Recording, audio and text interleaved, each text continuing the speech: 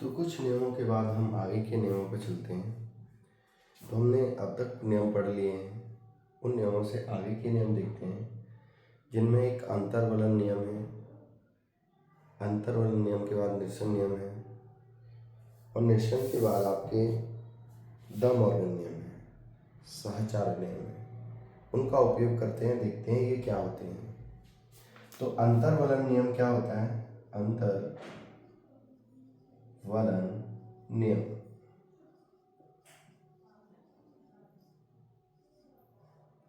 तो ये क्या होता है कि अगर कोई अवयव है बूलियन में है और उसका अगर हम डैश करें, अवयव का डैश डैश का भी डैश करें तो ये हो जाएगा ए के बराबर। ये प्रूफ करना है आपको।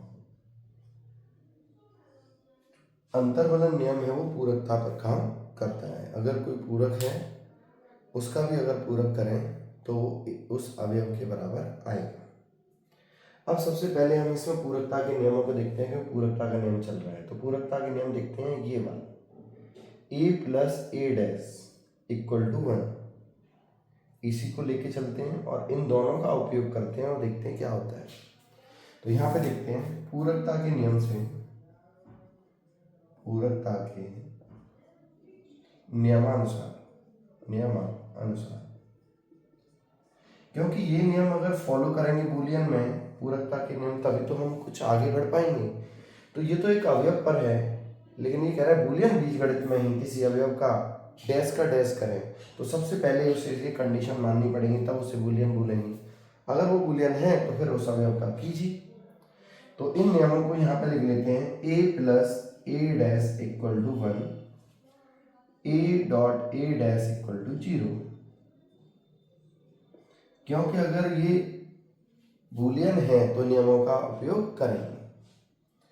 अब यहां से हम क्या क्या लिख सकते हैं? a का पूरक a डैश और a डैश का पूरक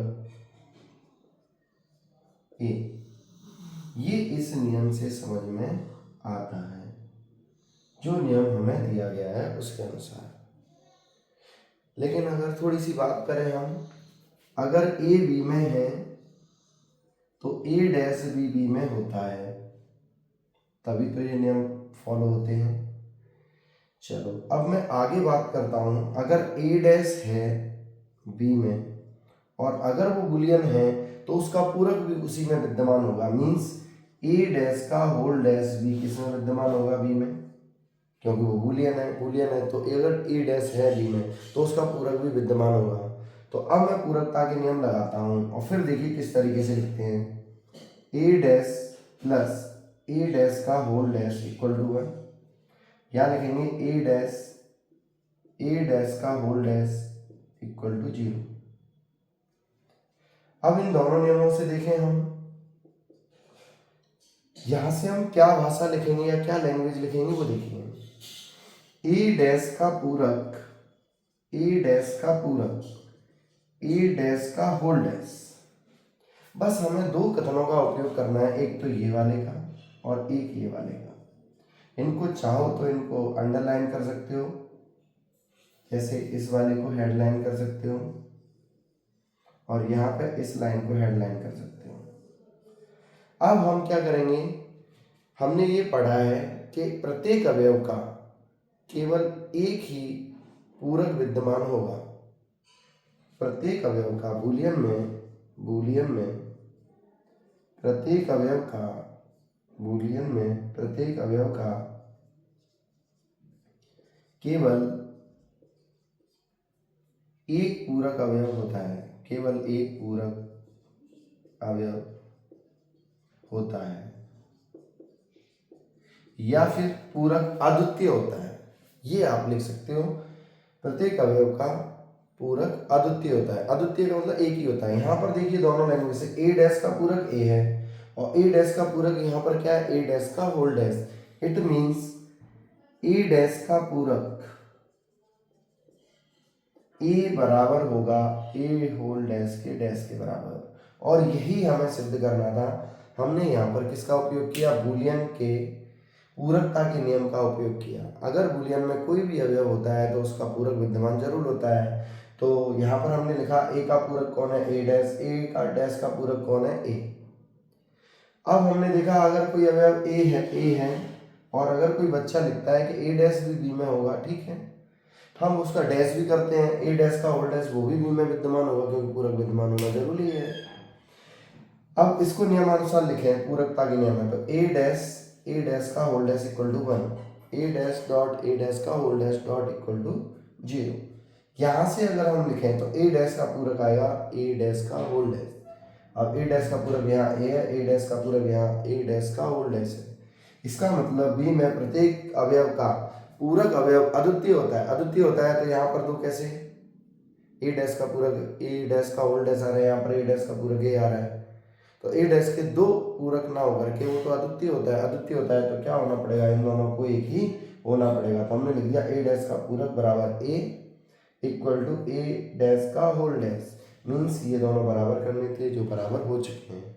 ये है इसमें अंतर्वलन नियम। दूसरा नियम हम इसमें सिद्ध करते हैं जिसका नाम अपन देखते हैं क्या है।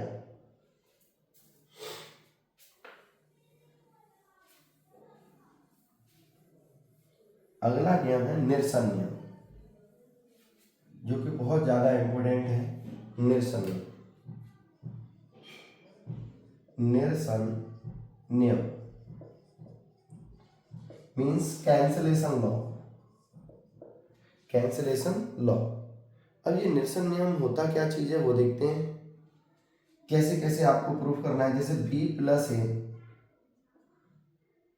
और यहाँ पे लिखे c प्लस ए, तो आपको यहाँ पर ये ध्यान देना है, डॉट में भी लगाते हैं, जैसे b plus A dash equal to C plus A dash, तो आपको इम्प्लाइज करके प्रूफ करना है b इक्वल टू सी। ये पहला नियम है निरसन का, प्लस का। b plus A equal to C plus A है, तथा b plus A dash equal to है सी प्लस ए डैश। ये दोनों अगर आपको गिवन है तब 100% b इक्वल टू सी आपको प्रूफ करना है। सेकंड देखते हैं हम इसमें, सेकंड में क्या क्या है। तो इसमें हम डॉट प्रॉपर्टी देखते हैं। सेकंड में b dot A equal to C dot A तथा b dot A dash equal to C dot A dash, तब आपको प्रूफ करना है b इक्वल टू सी। यहाँ पर सबसे पहले प्रूफ करने से पहले ये सोचना पड़ेगा कि गिवन क्या है और प्रूफ क्या करना है। तो फर्स्ट वाली कंडीशन में ये दोनों आपको गिवन है, प्रूफ ये करना है b equal to C. Second वाली कंडीशन में देखते हैं b dot A equal to C dot A, और यहाँ पर b dot A dash equal to C dot A dash equal to b equal to C. तो सबसे पहले नियम का उपयोग करते हैं और देखते हैं फर्स्ट LHS देखते हैं। यहाँ पर गिवन लिखेंगे सबसे पहले, गिवन या दिया हुआ है p plus A equal to C plus A, b plus A dash equal to C plus A dash.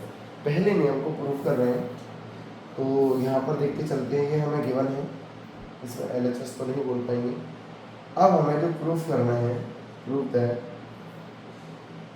या टू प्रूफ लिख सकते हो, b equal to C, b equal to C. तो आप b को लेके चलो और c ले आओ, और थोड़ा सा नियमों का ध्यान रखना है। जैसे b लेके चले तो b इक्वल टू, तो यहाँ पर तो प्लस की प्रॉपर्टी है, सब प्लस प्लस की ब्रैकेट है, तो आपको भी यहाँ पर प्लस लेना है। तो यहाँ पर लिखेंगे b plus O, b plus O, क्योंकि यहाँ पर प्लस की प्रॉपर्टी चलेगी इसलिए।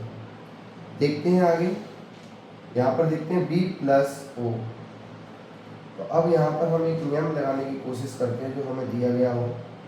o को हम क्या लिख सकते हैं यहाँ पर, a डॉट ए डैश।